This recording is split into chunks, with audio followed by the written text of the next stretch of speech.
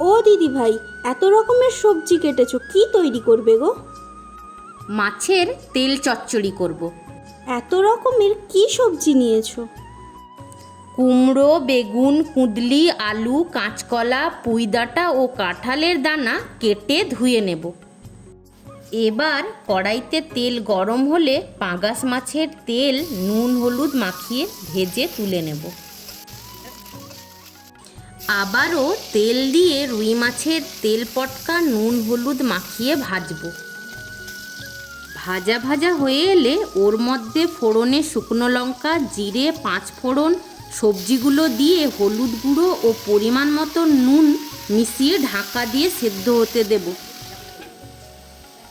সবজি সেদ্ধ হয়ে এলে ঢাকনা খুলে ওর মধ্যে পেঁয়াজ, কাঁচা লঙ্কা কুচি ও তুলে রাখা মাছের তেল দিয়ে নাড়াচাড়া করব।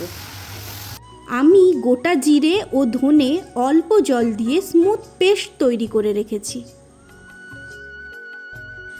তৈরি করা পেস্ট দিয়ে ভালোভাবে মিশিয়ে নিয়ে অল্প পরিমাণে মশলা ধোয়া জল দিয়ে কষিয়ে ঢাকা দেব